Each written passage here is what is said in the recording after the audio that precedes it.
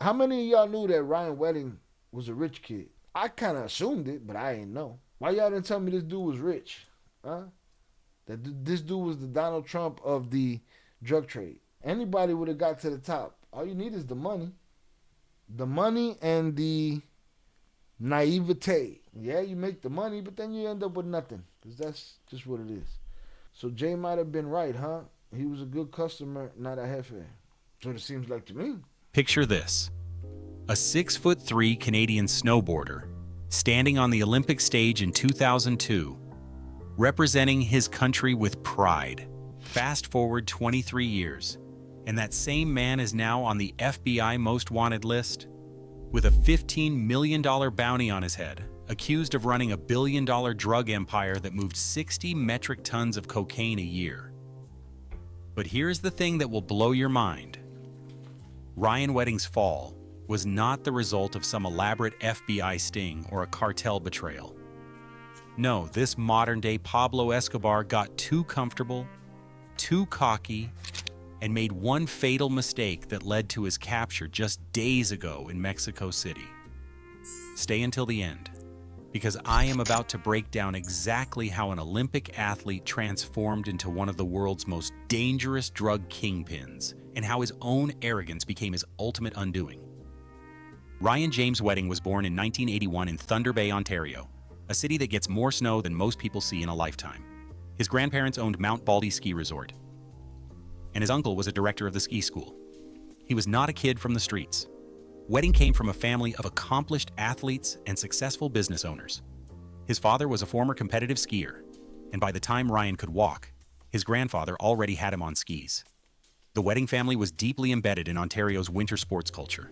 They were not just participants, they were leaders in the community.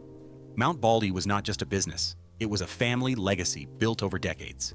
Ryan grew up surrounded by Olympic-level training facilities, professional coaching, and the kind of resources that most aspiring athletes could only dream of. At 12 years old, when his family moved to Coquitlam, British Columbia near Vancouver, Ryan discovered snowboarding. This kid was fearless. Bob Allison, a former professional skier who was assembling an elite Canadian snowboarding team, described young Ryan as having no fear whatsoever. While other kids would hold back because they were scared of falling, Ryan had none of that hesitation. In 2002, at just 20 years old, Ryan Wedding achieved what millions of athletes only dream of.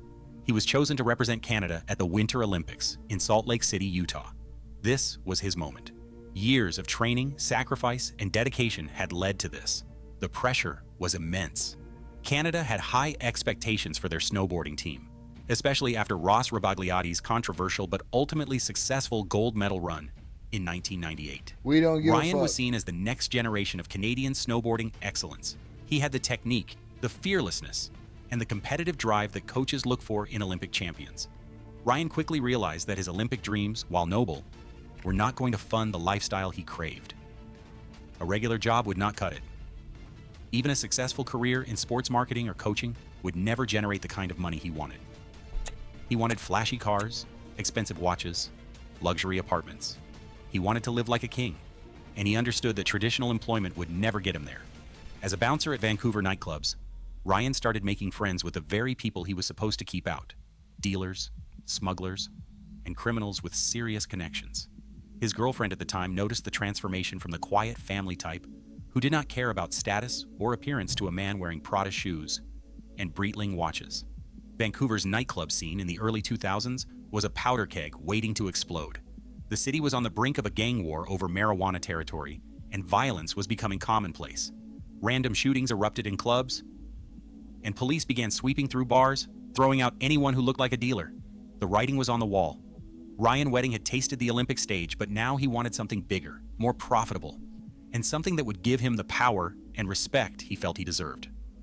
After dropping out of college with a $250,000 loan from his father, Ryan... Damn! After dropping out of college, boy, he could fail up. Huh? He fell upwards. After dropping out of college with a $250,000 loan from his pappy. bought and flipped a house in Maple Ridge, using the profits to fund a luxurious apartment in Westwood Plateau with high ceilings, a pinball machine, and a racing seat gaming setup. His garage housed snowmobiles, a Ducati, and a BMW M5. This was a privileged lifestyle. But even with the house flipping profits, this lifestyle was way too expensive for a bouncer's salary. So Ryan turned to what he saw as the perfect business opportunity, one that was quiet, profitable, and completely illegal.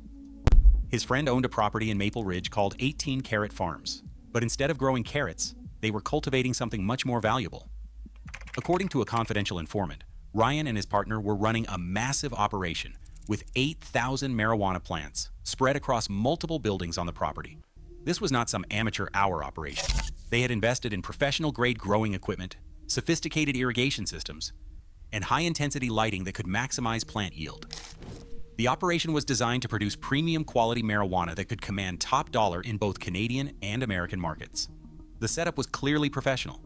Twice a month, Ryan would drive out to the facility, tend to the plants, and coordinate deliveries to suppliers across British Columbia.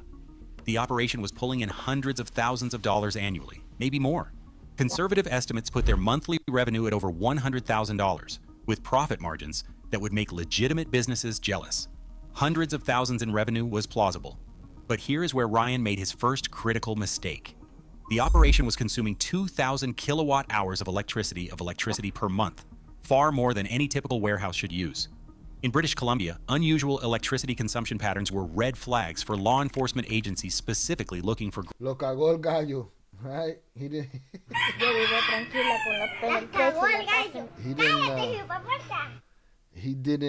He didn't take into consideration the amount of energy he'd be eating up and the red flags that draws. Grow operations. The Royal Canadian Mounted Police had developed sophisticated methods for identifying marijuana cultivation facilities. They would cross-reference electricity usage data with property records, looking for warehouses or residential properties consuming electricity at levels consistent with high-intensity growing lights. By summer 2006, the Royal Canadian Mounted Police had taken notice of 18 Carrot Farms. They conducted surveillance, gathered intelligence, and prepared for a major raid. On the day of the operation, they found loaded guns in a locked safe, 6,800 cannabis plants in various stages of growth, and 86 pounds of dried marijuana with an estimated street value of $10 million. It was the largest grow operation ever uncovered in Maple Ridge, and it made headlines across British Columbia. But here's the crazy part. Even with all that evidence, police could not charge Ryan. They only had a confidential informant linking him to the site, and that was not enough to secure a conviction. Between 1997 It was not enough to secure a conviction. Even with all that evidence, police could not charge Ryan. They only had a confidential informant linking him to the site, and that was not enough to secure a conviction. Between 1997 and 2003, British Columbia law enforcement had investigated roughly 25,000 grow operations, but they could not keep up with the sheer volume. The priority had shifted from prosecution to shutting places down and moving on to the next case. They could not prosecute them all. Ryan Wedding had just dodged his first major bullet. Oh man, he dodged the bullet. He's such a lucky guy, huh? But instead of taking it as a warning, he saw it as proof that he was untouchable. Okay. We've heard that untouchable shit before. Didn't work then. By fall 2007, Ryan was telling friends he was broke. He had lost roughly $500,000 on a shady real estate deal, and another $300,000 on a cocaine deal gone bad. Boy, he just But instead of walking away from the drug trade, he blew 800 grand just because he felt like it. This guy gets to fail up, bro. He gets to blow 800 grand. That is when he befriended Hassan Shirini, a Persian Canadian known to police since 1997. Shirini was not just another street-level dealer. He was connected to sophisticated international networks that could move money and drugs across borders without detection. Shirini opened a new door for Ryan, the Hawala Network, a trust-based money transferring system dating back to the 8th century. This ancient system operates on trust and brokers called hawaladars. A client hands cash and a fee to a broker, they agree on a code, and the broker relays that code to another broker where the recipient lives. Payment is made locally, and the actual funds are settled later between brokers, sometimes via internet transfers or physical couriers. Ryan approached Shirini about buying cocaine in California, saying he could front about $340,000, a massive sum that represented everything he had left after his previous losses. This was not just another drug deal. This was Ryan betting his entire future on one transaction. After a series of meetings that included two men tied to Russian organized crime, they agreed to try for 24 kilograms from a contact in Los Angeles. The plan was simple. If the first deal worked, they would establish a regular supply line and scale up operations dramatically. The Russian connection was crucial because it provided access to networks that had been moving drugs and money internationally for decades. These were not street-level criminals. They were sophisticated operators with connections to organized crime groups across multiple countries. But from the moment they arrived in LA, the FBI was watching every move, every phone call, every meeting. June 10th, 2008. 3 men landed at LAX San Diego, 1 Russian, 1 Persian, and 1 Canadian. They were not there for business meetings or sightseeing. They were there to buy 24 kilograms of cocaine from what they believed was a former KGB agent with Shout out Ivy. Dude was dumb and loose. I was thinking that when they said they had a sophisticated. I mean, it's sophisticated, but the system is sophisticated. There's no sophistication in the people trying to manage this system and make it work. That's why usually it fucks up somewhere. connections to Colombian suppliers. That former KGB agent was actually an FBI informant wearing a wire, and the cocaine was supplied by the Bureau as part of an ongoing sting operation targeting international drug trafficking networks. Ryan Wedding had never handled a deal this big, and to FBI agents monitoring the operation, it showed in every aspect of his behavior. He never asked where the cocaine was coming from, a basic security question that experienced traffickers always ask. He appeared in person rather than using a middleman, another rookie mistake that exposed him to unnecessary risk. When the Russian contact, Yuri Trofimov, demanded to see the money up front, Ryan refused, saying he needed a few days to access it through the Hawala network.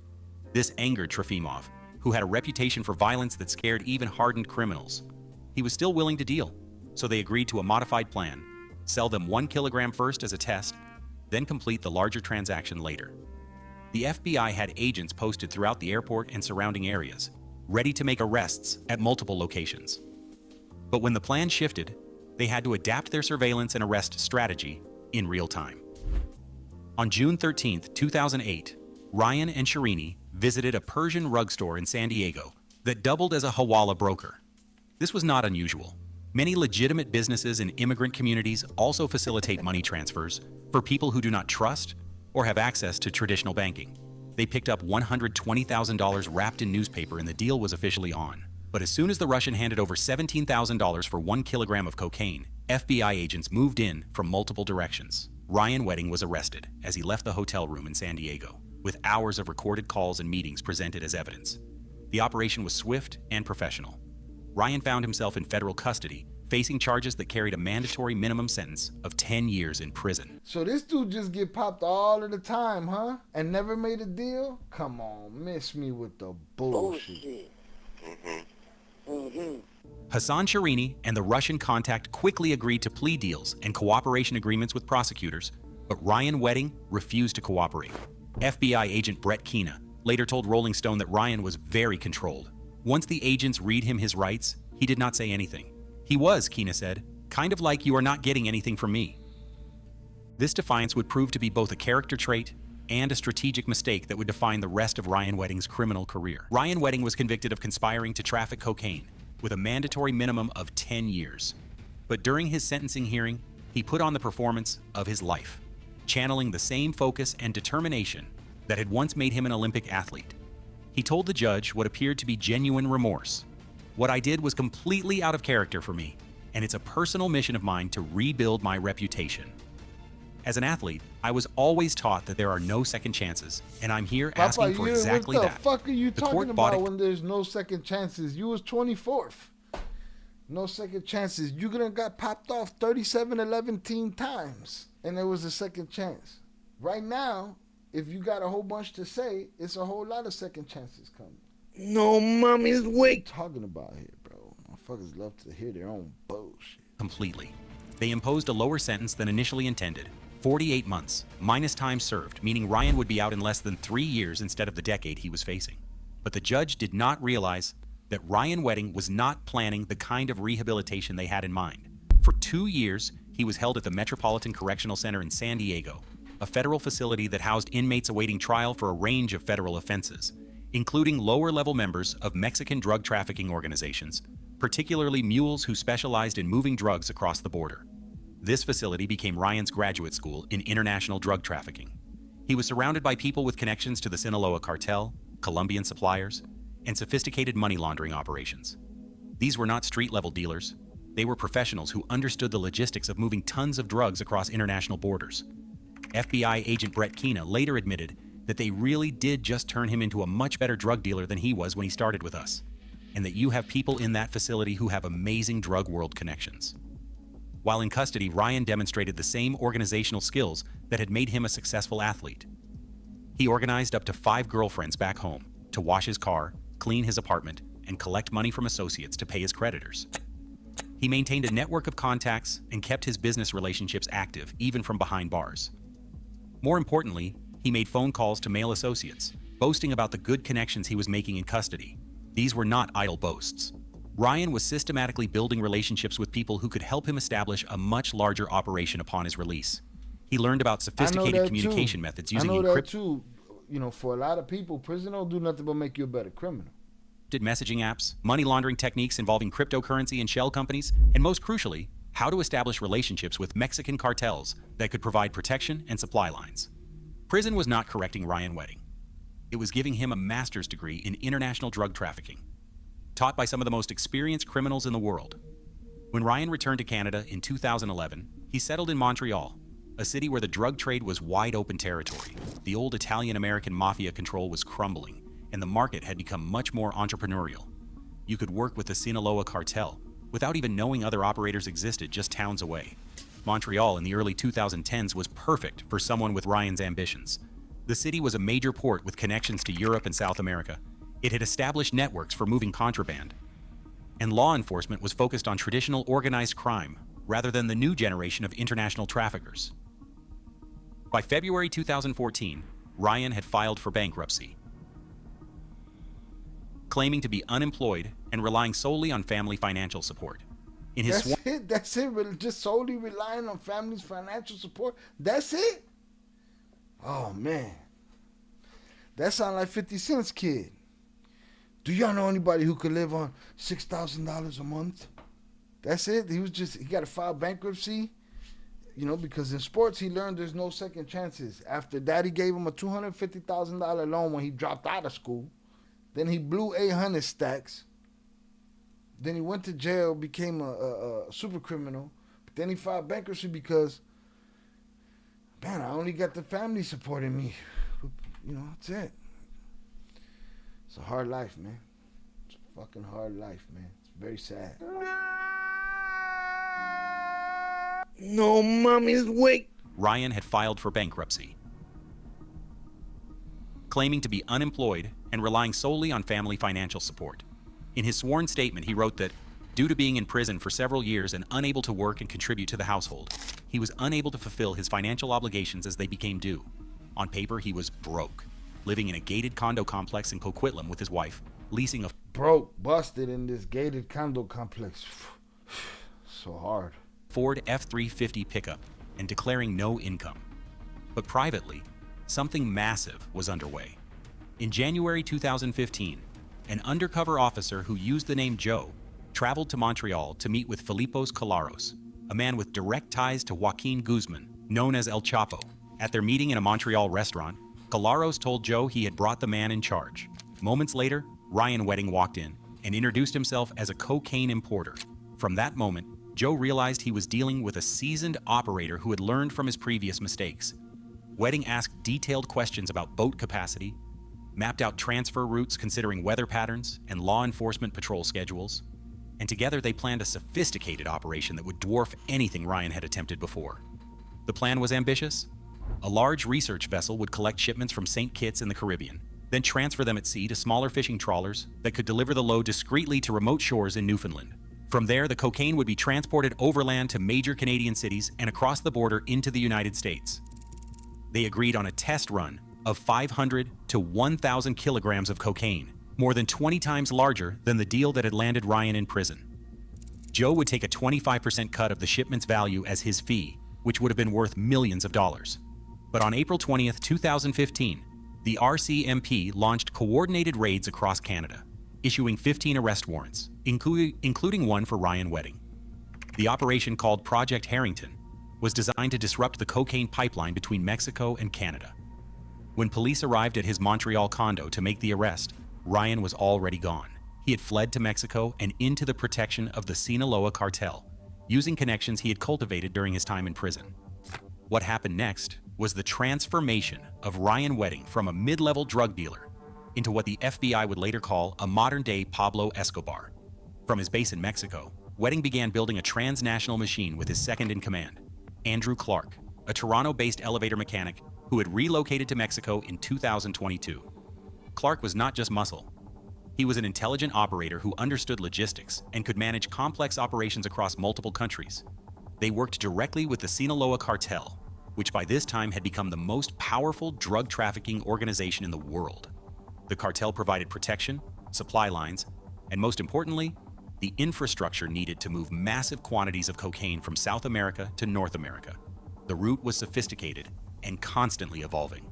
Cocaine was sourced from labs in Colombia, transported through established cartel corridors in Mexico, then smuggled across the US border into Southern California, where Los Angeles became their primary logistics hub. The choice of Los Angeles was not random. The city had established networks for moving contraband, multiple ports and airports for international shipments, and according to prosecutors, relatively weak state laws that meant lighter sentences if operators were caught with cocaine. From Los Angeles, the drugs were stored in a network of stash houses managed by trusted associates. These were not amateur operations. They were professional facilities with security systems, climate control, and sophisticated inventory management. When Wedding or Clark had a load ready to move, it was transported north to Canada, using long-haul semi-trucks driven by professional smugglers who understood border crossing procedures and had clean records that would not attract attention. The numbers were almost incomprehensible. Federal prosecutors claim Wedding's organization was importing 60 metric tons of cocaine into the USA every single year. That is roughly the weight of 40 standard cars. At conservative street values, this represented nearly $500 million annually in gross revenue. But moving that much product required absolute control and sophisticated security measures. Wedding's network used a form of two-factor authentication that would be familiar to anyone in cybersecurity. They would text photos of banknotes showing serial numbers to confirm identities along the transportation chain. These tokens had to match exactly for transfers to happen, ensuring that law enforcement could not easily infiltrate the network. The organization had multiple layers of security. Drivers did not know the ultimate destination of their loads. Stash house operators did not know where drugs were coming from. Money launderers did not know the source of funds they were cleaning. This compartmentalization meant that if one part of the network was compromised, the rest could continue operating. When shipments were stolen or people crossed the organization, Wedding's response was swift and brutal. This was not just about recovering losses. It was about maintaining the fear and respect that kept a billion-dollar operation running smoothly. The indictments paint a picture of an organization that used murder as a routine business tool. Wedding is accused of ordering hits over drug debts, stolen shipments, and perceived disrespect, with multiple killings attributed to his network across Canada and the United States. The violence was not random. It was calculated and designed to send messages to anyone who might consider crossing the organization. Wedding learned from his time in prison that in the international drug trade, a reputation for violence was often more valuable than actual violence itself. In November 2023, Wedding allegedly ordered the murder of a truck driver he believed had stolen 300 kilograms of cocaine from a shipment. The missing drugs represented millions of dollars in lost revenue, but more importantly, allowing the theft to go unpunished would signal weakness to other associates. But the hit team got it catastrophically wrong. On November 20th, 2023, they broke into a rental property on Mayfield Road near the Caledon-Brampton border, believing they were targeting the truck driver's family. Instead, they found innocent people who had no connection to drug trafficking whatsoever. Jagtar Singh Sadhu, 57, was visiting from India with his wife, Harbhajan Kaur Sadhu, 55. They had been staying with their daughter, Jaspreet, and Visiting from India, minding their business. And some big dum-dum go and send a hit squad that wasn't worth shit, and they went and they knocked down that visiting family like that. son Garrett for 4 months and were planning to return to India in January. On the morning of November 20th, Jagtar had told his daughter, "If we don't talk today, it will be never. And remember one thing, the day I die, I will tell myself that I love my daughter more than anyone else in this world." That night around 11:30 p.m., as Jaspreet was getting ready for bed, she saw a man standing in the hallway. Wait, what? The old man had a premonition? On the morning of November 20th, Jagtar had told his daughter, "If we don't talk today, it will be never. And remember one thing, the day I die, I will tell myself that I love my daughter more than anyone else in this world." That night around 11:30 p.m., as Jaspreet was getting ready for bed, she saw a man standing in the hallway. She watched her father collapse from gunfire, heard her mother scream, and then there was complete silence except for the sound of gunshots. Jagtar was killed instantly. Harbhajan was shot 22 times and died in the hospital 2 weeks later. Jasprit, shot 13 times, survived, but still has a bullet lodged in her spine that doctors determined was too dangerous to remove without risking paralysis or coma. The family had absolutely nothing to do with drug trafficking. They were innocent victims of mistaken identity, targeted because Wedding's assassins got the wrong address in their rush to carry out his orders. Another execution came on April 1st, 2024, in Niagara Falls. Wedding's associate Andrew Clark allegedly ordered the hit, carried out by Malik Damian Cunningham, known by the nickname Mr. Perfect. The target was Randy Feeder, a 29-year-old American-Canadian citizen shot at close range in his driveway before the killer fled. Clark had been systematically training Cunningham for these operations.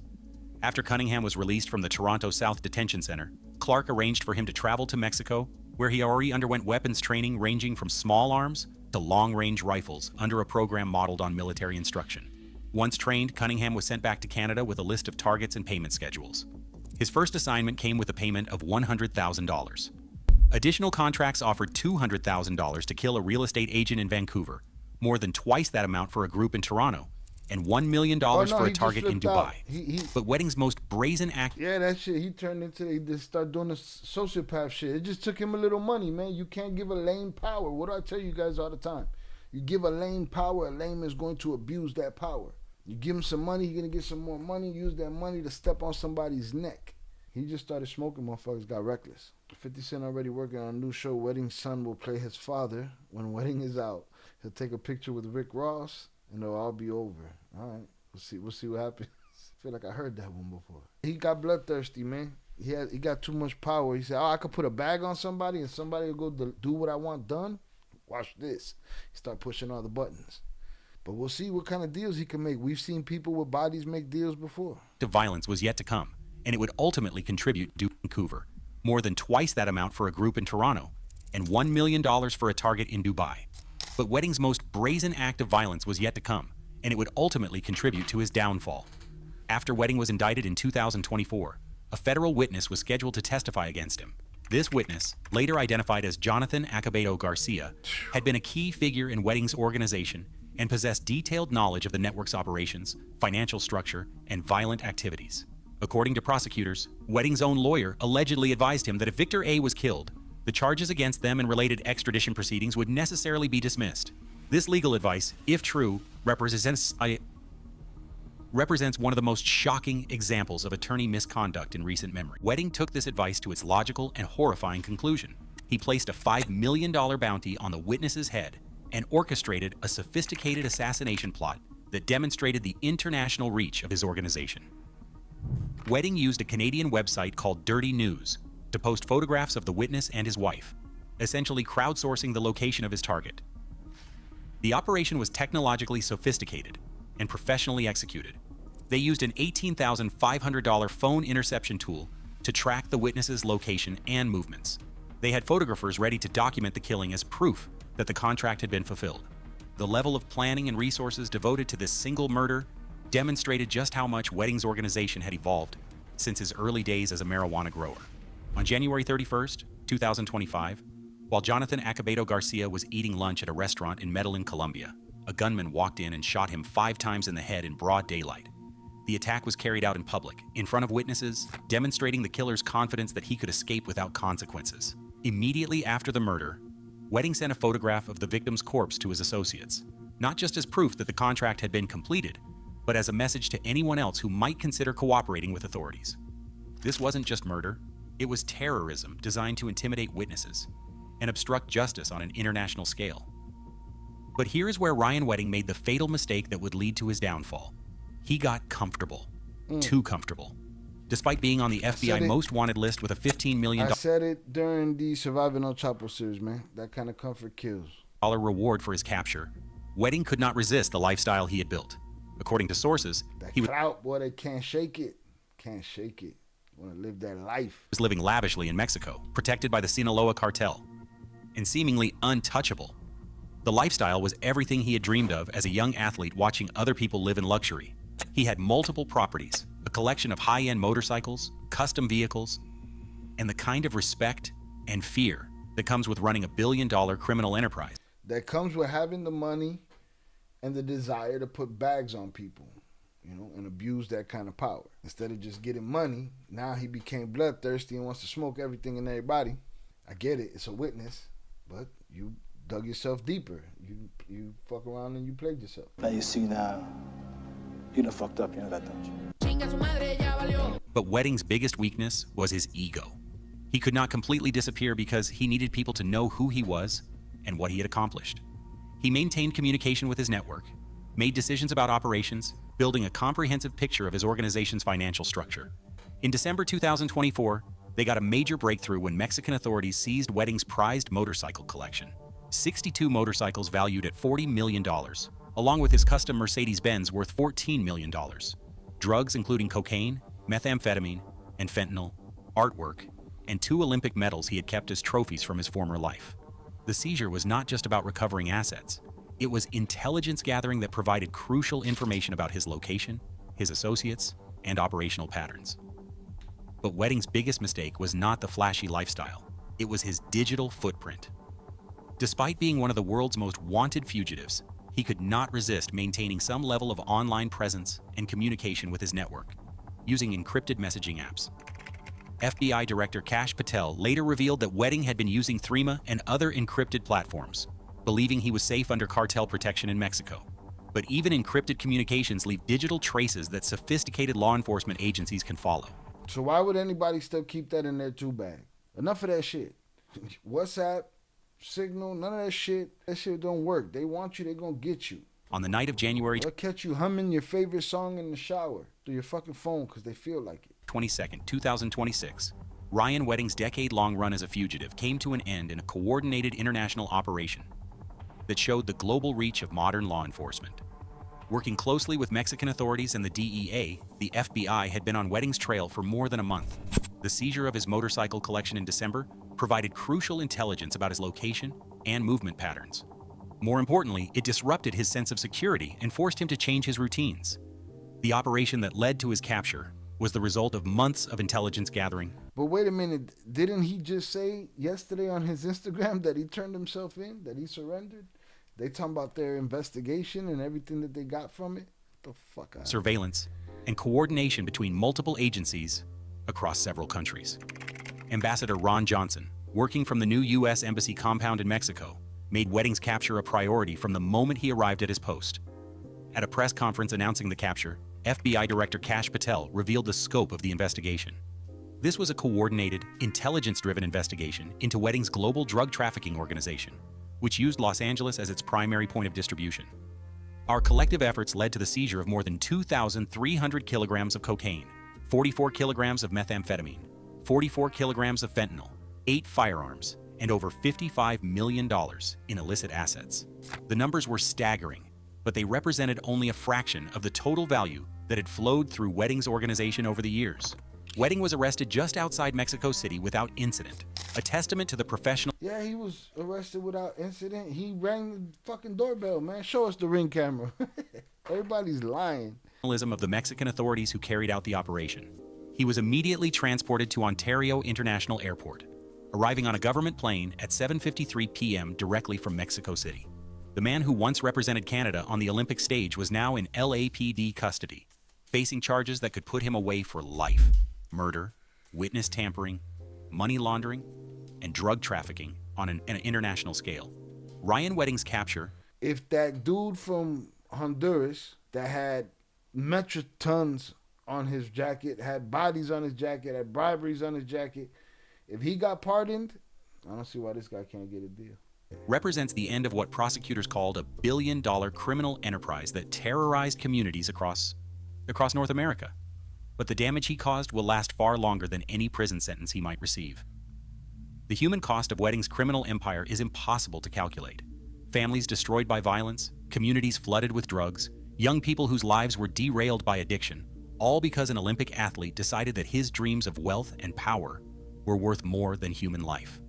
Jaspreet Sadhu, the daughter who survived being shot 13 times in the mistaken identity killing, still hears her mother's screams every day. She said, "I can never forget that. Speaking about Wedding, her words were clear and haunting. He will have to face his karma.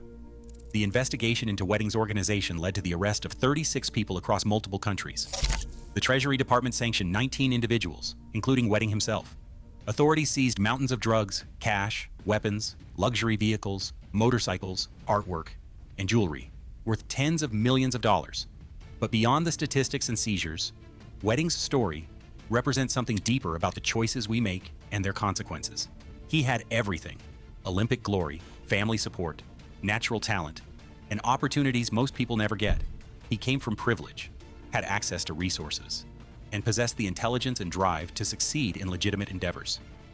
Yet he chose a path that led to violence, destruction, and ultimately his own downfall. He chose the path that happens when you give a lame power. You can't give somebody that craves power. The motherfucker that deserves that kind of power is the motherfucker that don't want it. Wedding Story is a cautionary tale about how quickly someone can fall from grace when they choose the wrong path. And it is also a story about how arrogance and comfort can become fatal weaknesses, even for the most successful criminals. From Olympic slopes to FBI's most wanted, Ryan Wedding's story shows us that no one is above the law, no matter how far they run or how powerful their protection. His comfort became his weakness. His arrogance became his downfall. And his choices destroyed not just his own life, but countless others. He had everything like I go away. Yo vivo tranquila con los pelos. Cállate, hijueputa. Failing up, boy. You can fail up. Get a bonus when you drop out of school. Just $250K. Go buy you a crib. Grow a bunch of bud in there. And you got it lit up like the sun. Sitting in there taking the full force of a dying star in that motherfucker. Electric bill up the ladder. They pop you off. You make it out. Pop you off again. You make it out. Pop you off again. You get slapped on the wrist. This video had zero mention of him turning himself in. And yesterday we saw an Instagram post from him, from his page supposedly, which Jay Flores hit up. I said they was the feds. But he said he turned himself in. Like the saying goes, good time makes weak men. And weak men make bad times. And that's where we at.